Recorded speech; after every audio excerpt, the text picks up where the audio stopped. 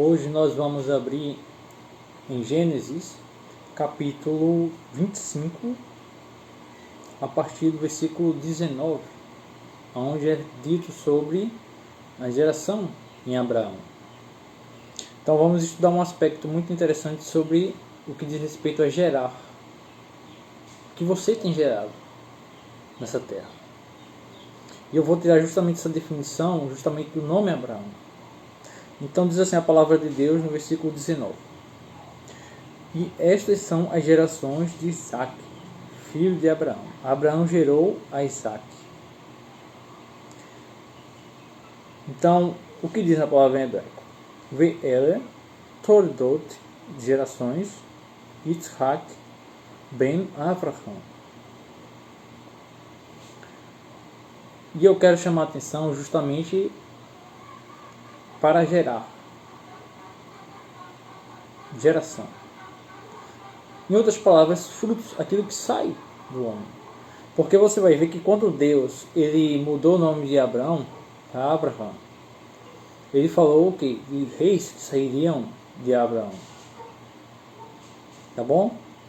E uma coisa que eu estava analisando no nome Abraham, justamente aqui, nessa porção que diz respeito a gerações, daí porque que eu quero tocar muito nesse assunto, de gerar o que você tem gerado, o que saiu de você até aqui, até esse momento. Justamente em pleno tempo do fim. O que realmente tem gerado, o que você tem gerado? Gerado vida. Estou falando de gerar o que? Vida, gerar o que é bom, agradável a Deus. Não gerar coisas ruins. Então, do nome Abraão, você vai ver algo muito interessante, por exemplo, que eu até estava de fato meditando sobre isso. Do nome Abraão, você vê que Deus adiciona o que? Um rei. Era Abraão, e foi acrescentado o que? Justamente o rei, que consta o que? Num tetragrama de Deus.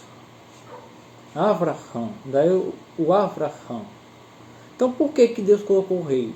Por que não uma outra letra? Né? Por isso que é importante observar os pequenos detalhes. Mas por que o rei, que consta justamente no tetragrama de Deus? E você vai ver que Abraão é o que? O patriarca. E Deus fala muito sobre gerar. Sobre gerar. E aqui também eu consigo analisar o que?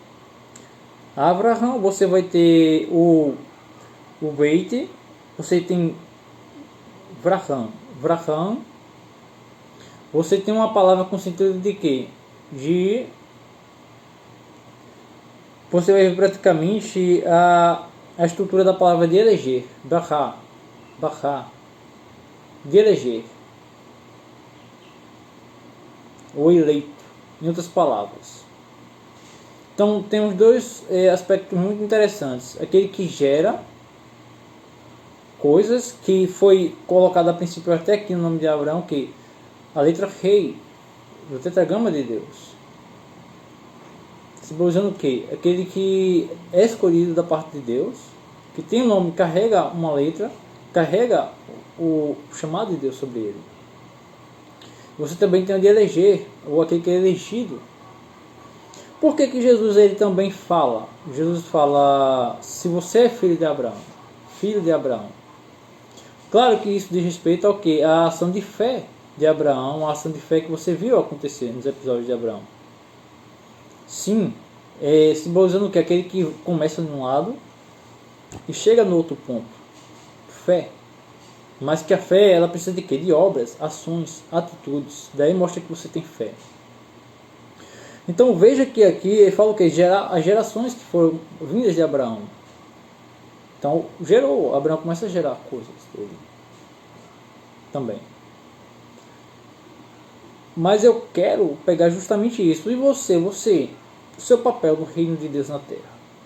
Você tem sido uma pessoa de fé, que leva esse exemplo sobre si. Você gera as coisas que são boas diante de Deus, coisas certas. Porque você vai ver, por exemplo, você olha no Novo Testamento, quando é na questão de arrependimento, João está lá, o que João fala? Arrependam-se, vocês não vão se livrar da ira vindoura de Deus. Ele falando para os líderes, as pessoas que iam ali citavam o quê? Que eram filhos de Abraão. Por que João ele repreende esses seres com isso? Porque eles não estavam sendo, na prática, eles não estavam carregando esse significado de Abraão sobre eles. Não estavam. E o que acontece hoje? Todos são filhos de Deus. Né? Naquela época em Israel, devido ao ensino da Torá e etc., qual era a indagação quando eu confrontar a João Batista? Nós somos filhos de Abraão. E João repreendeu eles, porque eles não estavam sendo, de fato. E hoje, o que é comum? Filhos de Deus. Todos são filhos de Deus, mas ninguém está errado. Todos são filhos de Deus. Mas a pergunta é, o que você tem gerado? Sendo um filho legítimo de Deus, em Yeshua, em Jesus. Será mesmo que você tem gerado frutos bons? E de arrependimento? Aspectos práticos, estou falando. Você tem gerado mesmo? Porque o que você vê por aí é de muitas pessoas dizendo seguir Jesus e fazendo o quê? Ficam mais combatendo as pessoas do que olhando para si e aperfeiçoando seu caráter, sua pessoa, e exortando o quê? Confrontando o pecado, o que é errado. Mas o que você vê são pessoas o quê? Com relação a esse lado gentílico, entre aspas. Alguns que ficam o quê? Combatendo atrás de pessoas, combatendo, querendo dizer que fulano e beltrano está errado. Quando na verdade você tem que gastar o seu tempo para aperfeiçoar o seu tempo, a sua vida, o seu tempo diante de Deus. Porque perto está o julgamento de Deus. E já tem Deus derramado o seu julgamento sobre a terra. Não pense que já começa no fogo eterno, quando o Satã for lançado com seus anjos no fogo eterno, junto com os que seguiam a besta. E você deve entender isso, que anticristo, ou o termo anticristo é aquele que se opõe a Deus, as coisas de Deus. Tá? É todo aquele que é opositor das coisas de Deus, do Deus Altíssimo, de Abraão, de Isaac e de Jacó.